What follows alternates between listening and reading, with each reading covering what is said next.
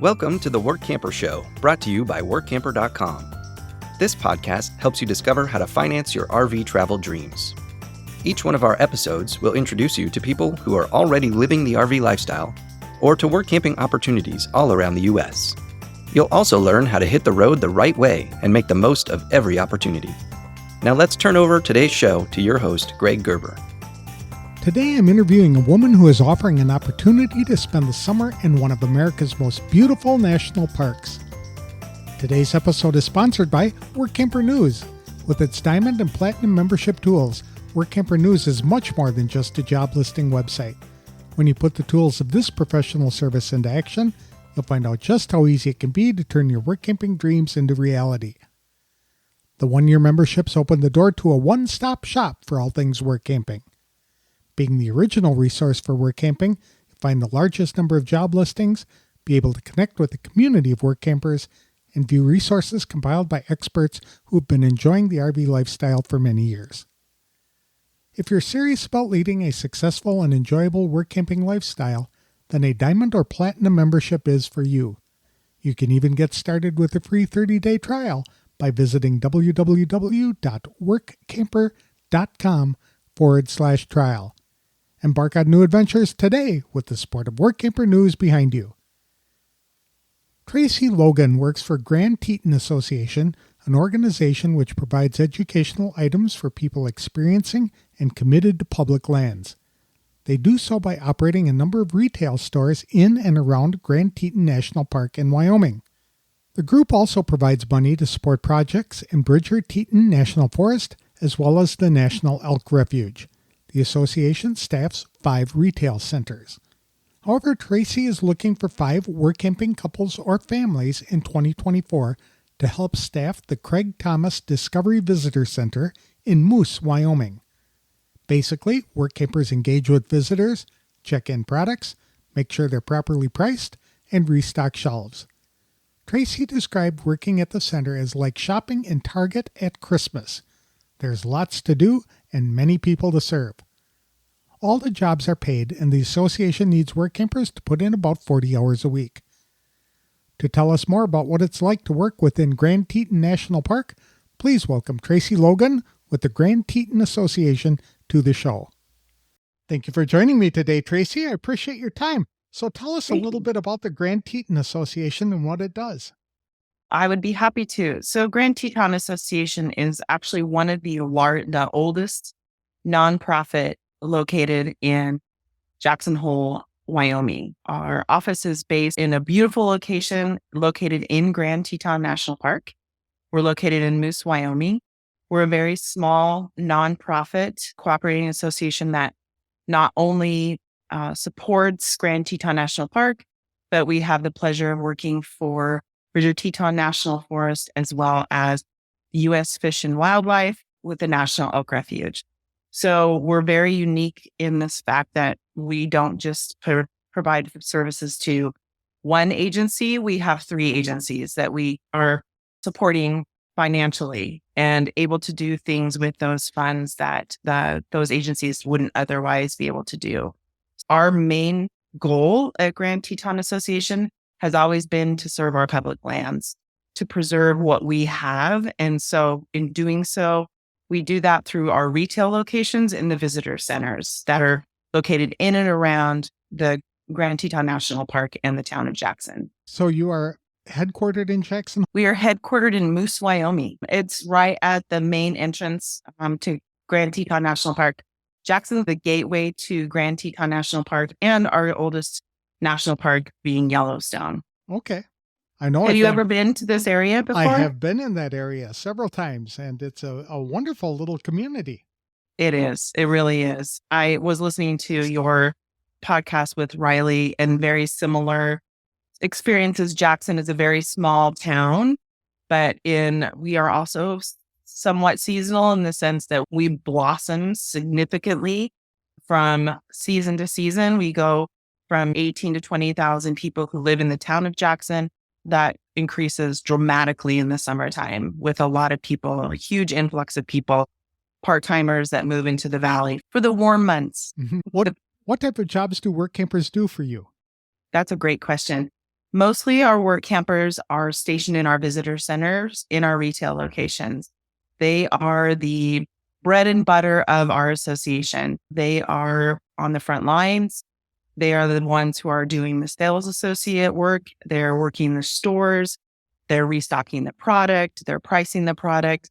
And they're really engaging the visitors that come and seek out Grand Teton National Park. Our superintendent, Chip Jenkins, has said on many occasions that the visitors that come to Grand Teton National Park, the chances of them having an interaction with one of our employees is much greater than them having an opportunity to engage someone in a uniform representing the National Park Service. Wow. So they are a concierge service and they are a service to our public lands. Thank goodness.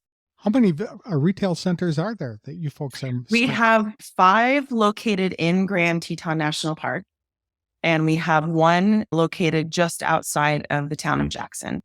But the 5 that are in the park are for the Grand Teton National Park, and the one that we serve on the outskirts of Jackson is for the National Oak Refuge. And what kinds of things are the work campers doing at those centers? They are doing all sorts of things. They're engaging customers. They are helping check in product, price product, restocking the stores. We work as a team. We're a very small team, like I said. And so you have all sorts of opportunities. You're not just stuck at a cash register. You really have an opportunity to understand what it takes to pull off what we pull off to get that product on the floor and get those visitors. Our goal is to have interpretive product that folks can bring back with them to remember their experience. And that's really important for us. So by retail center, we're talking about gift shop, not necessarily Gift shops. Food Correct. service.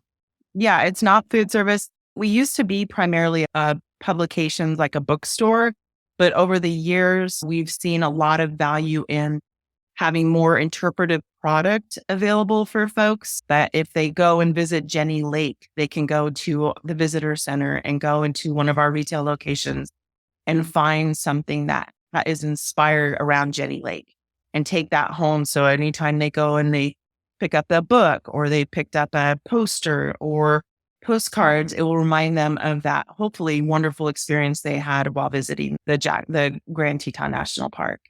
How many work campers are you looking for in 2024? Luckily for me, I'm not having to do as much work this year. And that kind of leads into the fact that we're very fortunate that a lot of our people want to come back. We try to take care of our people. Communication is huge for us. And so for us to set up our people successfully, we communicate a lot with them, probably too much, if there's such a thing. But we get around 50% of our people wanting to come back. And Jackson Hole's a beautiful place. We've got so much open space for people to explore, and people work hard and they play hard in this valley. How many work campers are you looking to hire? This year, I'm looking for 5 couples. 5 couples, okay. 5 couples. And the reason there's a limit on singles, Greg, is because we only have campsites that are given to us by our agency partners, and those are very limited. And I need to fill those spaces and have the needs met in my visitor centers. So this coming year, I'm looking for 5 couples to work primarily in our biggest visitor center, which is the Craig Thomas Discovery Visitor Center. And that's located in Moose as well. And would you consider working with families, especially Absolutely. families with teenagers? Absolutely. Families are great too. We are a family. That's really how GTA prides itself. We're a community and we look out for one another and we support one another. And that having families is no different. I will say though that the campsite is about a 15-20 minute drive from where I'm hiring in that particular visitor center. So having children be at the campsite while their parents are working, that's really on the parents about supervision and making sure, because the campground is located in Grand Teton National Park. It's a wild place. And that's really important for people to understand that you're not just in a city, you're actually in a national park. I agree. So basically, people with young kids might not want to be there, but It may not be an ideal situation for him. Yeah, parents who have teenagers, older absolutely. kids who might Yep. also be able to work for you folks in the retail center, this would be a Absolutely. good opportunity for them. Okay. It could be a family affair, Greg. How many hours a week are they expected to work? We ask all of our employees to work a 40-hour shift. Sometimes there's some flexibility in that, but if we can get people to commit to that 40 hours, it's much easier to pull back on people's hours than to have them work less and then ask them for more. So for us, ideally, 40 hours is what we're looking for. And the place I'm hiring for is very busy. My director of retail and buying likes to describe the Craig Thomas Discovery Visitor Center as Target at Christmas. There is no break. It is we're looking for people that to be busy, like to engage, and are on their feet. And there's not a lot of downtime at this particular visitor center, but the days go by super fast. So by 40 hours, you're saying 40 hours a week per person, not per week per Correct. Okay. Correct. And we understand that the Workampers have made this lifestyle choice for a reason. Many of them want to get out and explore the national parks and do this every 6 months. They're migrating on to somewhere else. And so we want to honor that. And so we let a lot of our couples work together so that their days are off together as well, so that they can go out and go camping and hiking and fishing and kayaking, whatever their interests are. When does the day typically start and end? The visitor centers are open from 8 to 5. And during the slower season, it will go up to 9 to 5. But we like to stagger our work campers so that we've got a group showing up in the morning to open up the store, get it set and ready for the folks. Then the next wave of employees will come in mid-morning. And then the early people will peel out early, and then we close at 5 p.m. When does the season start? When the national park opens. So Grand Teton National Park officially opens May 1st and closes October 31st. You can still access parts of Grand Teton National Park, but it's very limited because of the snowfall accumulation that we get. But again, it can be a winter playground for folks as well. But ideally, we like folks to be available a week or so before the opening of the visitor center. So again, depending on how much Mother Nature decides to share her white snow with us, the campground that they would be housed in is typically open the third week in April. And so we'll have folks move in there.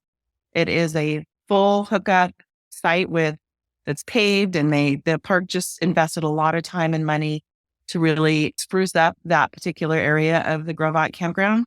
And so there's comfort stations that have laundry facilities and showers and restrooms, and it's right next to the Grovot River. It's a beautiful site. It's an absolutely beautiful site. People should be aware that it could be snowing and Yes. it could be cold when they arrive. Absolutely. So they'll want to make sure that their RV is prepared for that. That's a big concern. And that's in the interview process. That is something I have to make people aware that, yes, it will snow in May. It might even snow a little bit in June, but it won't stick around. But the temperatures, if they're getting cold enough that it allows it to snow, they need to make sure that they have a 3 to 4 season RV. Is propane available for the work campers? There is propane available. Unfortunately, it is in town, but many of our work campers either have a very large truck or they have 2 vehicles that they bring with them. And so that gives them some flexibility. The truck that usually hauls the RV and a smaller vehicle that they tow that gives them more gas mileage, gas per stuff. So there are lots of options for them to get propane in the town of Jackson. Is there a service available that will actually bring the propane to them? That's a good question. I know that there's a park in holding that called Dornan's it's a private park in holding that the family's owned it for many years. And there's a small grocery store. You can get ice. I believe you can get propane there. It's 5 minutes from where they're located in the visitor center. So it's super close. So it is something that they could possibly get while they're on their way home or to work. Are these paid or volunteer positions? These are paid positions. So we have an hourly rate and we pay for every hour worked. We also give a 40% discount on all of our merchandise in any of our locations. And each location is very different. Our director of retail and buying has really focused on particular spots and areas and really made those locations unique to those spots and locations. And so we have a myriad of product that people can buy. It's a great way to Christmas shop for family. And then we also provide folks with a park pass. If we have employees that come back another season, we give them a season completion bonus, just as a thank you for one, coming back and working for GTA again and our public lands, and for just being amazing to come back and be a part of the team. So we do that. The bonus is offered in the second year when they come back. Second year. Not the first Correct. time. Okay. Correct. Starting salary or starting wage is what? Now we're paying $14 an hour. We do have a proposal out on the table that will be voted on in December. So hopefully we'll see that hourly rate go up. We feel very fortunate. We do have to pay for the sites that we are given by our agencies, but those are prorated and our employees are considered park employees and our other agencies that also provide sites. So we do have a small fee that we do have to get from folks, but it is at a much discounted rate. I can imagine that it would be much less expensive to stay there in that rate than it is to rent an RV site during the season in that region. Absolutely. And in fact, we're losing one of our big RV sites that was located in the town of Jackson. There are lots of other sites around the valley, but the main one in Jackson we're losing, but they were charging $119 a night. So I know. Welcome to Jackson Hole, Greg. Right. That sounds expensive. So what would a Workamper expect to pay for a site? Right now, they are paying about $20 a night. Okay. So that's roughly around $400, $450 a month. Okay. And that includes full hookup? Okay. Full hookups and access to laundry facilities, restrooms, showers, and you're living in a national park. Exactly.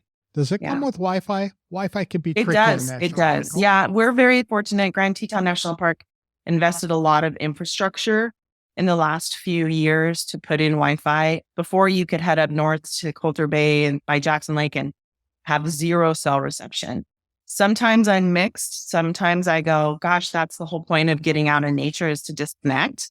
So there was something beautiful about it, but people need to be in touch. And for these Workampers, that's their lifeline to connect with their family when they're on the road. The park put in infrastructure and now there is cellular service and Wi-Fi at our campgrounds. Good point. Speaking of cellular service, is there one particular company that seems to get better connections than others? Depends on where you are in the valley. So if you're in the campground, Verizon seems to work better.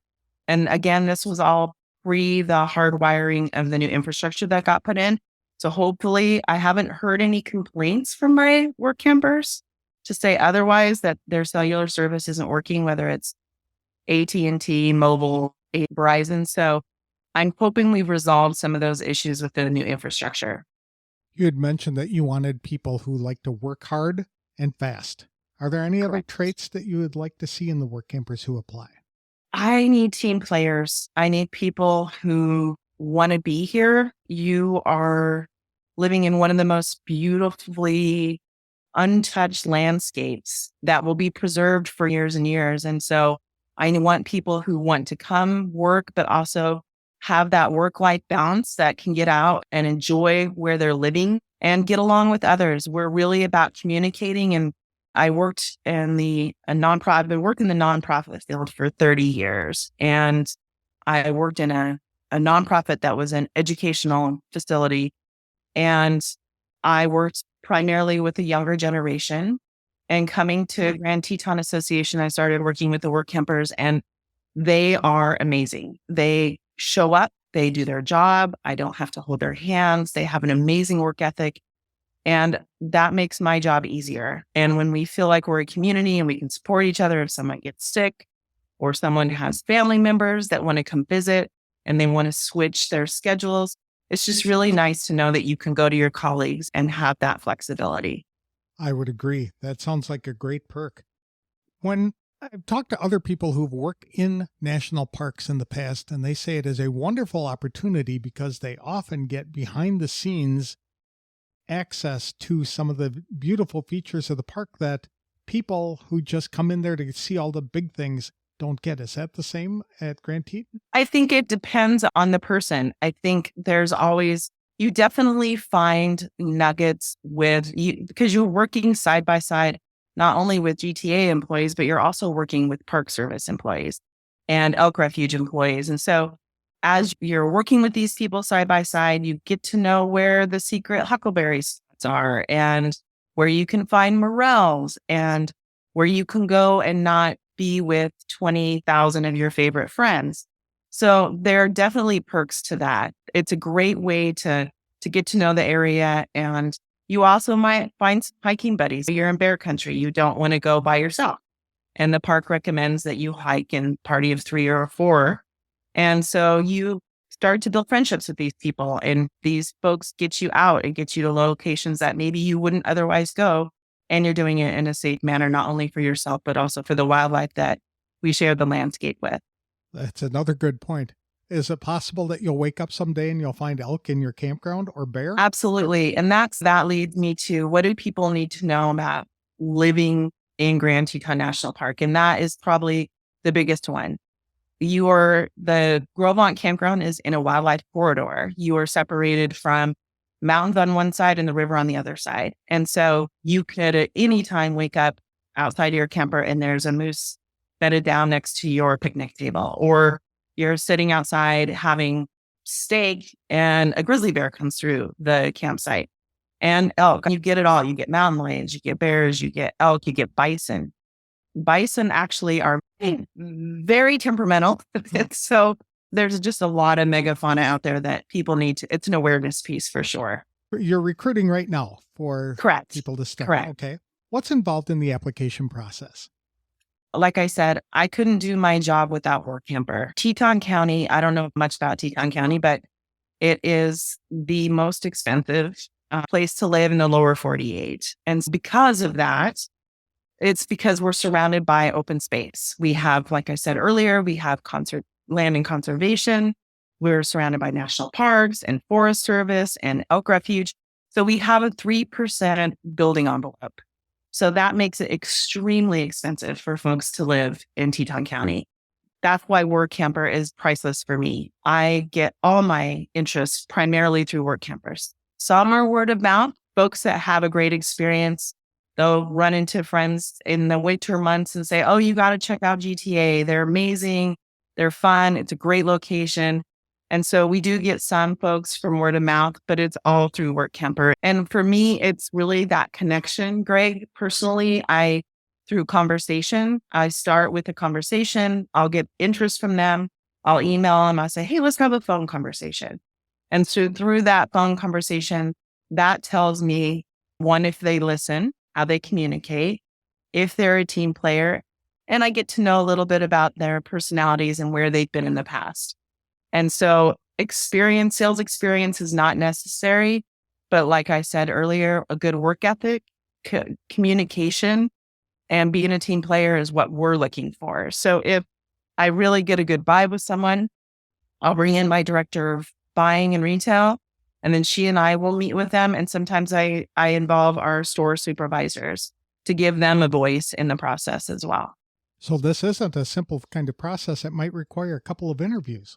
Absolutely. Unless there's someone that came referred to me by someone that I really trust and know, and that they've vetted that person or persons. We just want to make sure, because we're asking a lot of them. And I always take it, these people are moving and uploading their lives to some other location. So to try and set up folks as successful as possible is really important. What can a Workamper do to really stand out if they would like the job? I think just show an interest in place. I think have some excitement on wanting to be here. I think that's really important. I don't want to just be another pin on the map. I would love for folks to get to know this place. It's got so many amazing attributes, and There's so many experiences that you can have. So I really want someone to be excited to be here. And if someone doesn't want to be outside and be in this place, one, I don't know why they would work camp. Life situations happen. But for me, it's really wanting to connect to the place and getting to know the place. What are some of the things that work campers can do in that area in their off time? Oh my gosh, it's unlimited. If you like to fly fish, there's ample fly fishing availability, tons of hiking. You can bike path. We are so lucky. We have an amazing bike path system that goes, I think, 10 or 15 miles south of Jackson, through the town of Jackson, and all the way up to Jenny Lake in the national park. It's such a safe way for you to enjoy the park and not have to deal with all the traffic, because in the summertime, it's a lot of traffic. But we've got plenty of lakes where you can paddleboard or kayak. You can go down and go whitewater rafting. It's just endless. It's really where your interests are and what you want to do. You had mentioned that Jackson is a relatively expensive place to live. Is it possible to get like groceries and things like that Absolutely. nearby that might not be as expensive? The closest, we have lots of grocery stores. We have 3 grocery stores in Jackson. We have Whole Foods, we have Smith's, and we have Albertsons. All very nice, but it is expensive. The closest bulk shopping that you can get is in Idaho Falls, is our closest city. It's about 50,000 people, and they have Costco's and Walmarts and things like that. But it's a good hour and a half drive from Jackson, for sure. Okay. People generally determine that a place is not a small town by the presence of a Walmart. So you said Right. that's about an hour away? We do have a Target. We just got a Target about 2 years ago. It's a smaller version. It's not a superstore, but that does allow us to have some things on the less expensive side. We also have a Dollar Tree that also has groceries and things like that in it. So there are ways people can work around it, and I've seen it happen, but I'm not going to sugarcoat it. Jackson can be a very expensive place. So you're located, or the campground where the work campers will be, about 10 miles from Jackson. Correct. Okay. Correct. And I've just been looking on the map. This is a nature lover's paradise. It is. It really is. You're at the base of the Grand Tetons, and it's all open space. It's really breathtaking. And the Yellowstone is not too far away either. No, not at all. Okay. Not at all. Nope. So if you like the outdoors, this is the place where you want to spend a summer. 100%. Is there something you wish all work campers knew before they came to work for you? I think we already touched on it, but I think understanding that it can have inclement weather.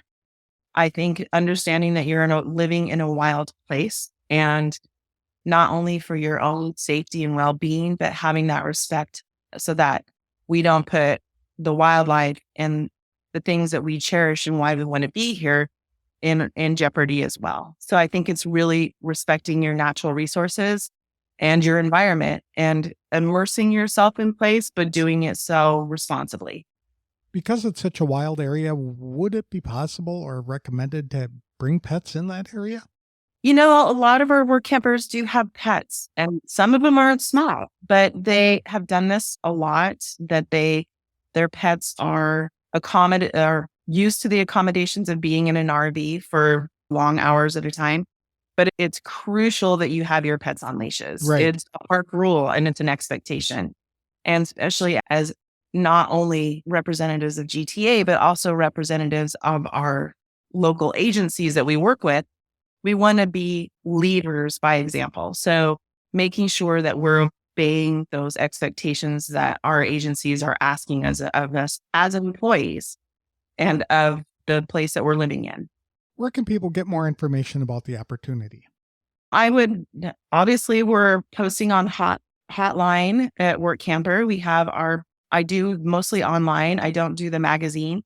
I will go through this first round, Greg, and see where I land. And then if I'm still needing folks, I'll do another round in the online ads.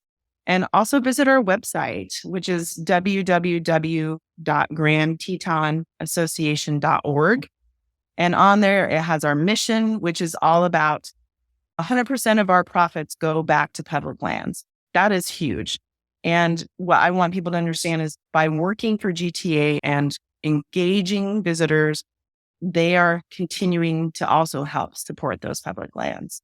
So it has our board of directors, it has our annual report, it has our impact statements on the website. So it's a great way to get to know us a little bit better. Excellent. And you're accepting applications right now? Yes, sir. Okay. I am. To start at the end of April of 2024. Correct. Wonderful. Thank you so much, Tracy. I appreciate being able to speak on this platform.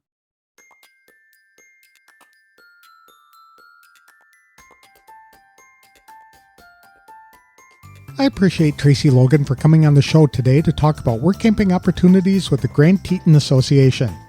The seasonal jobs begin in late April and continue through October 31st. Typically, the workday starts at 8 a.m. and ends around 5 p.m. During the shoulder seasons before Memorial Day and after Labor Day, the start time may be delayed until 9 a.m. Wages start at $14 per hour, and work campers receive a 40% discount on merchandise purchased at the retail centers. People who return the following year receive a bonus at the end of their second and subsequent seasons. Work campers will pay about $20 per night for their campsite, but it includes full hookups, Wi-Fi, access to laundry facilities, and restrooms or showers if desired. But the biggest perk is being able to live right inside the national park itself. Visitors would pay nearly $120 per night to stay there. Tracy wants work campers to be aware of the fact that it could still be cold and snowy when they arrive, and there is above average chance they will experience snow in May and June. She also wants people to realize the campground is in the middle of a wildlife corridor with a mountain on one side and a river on the other.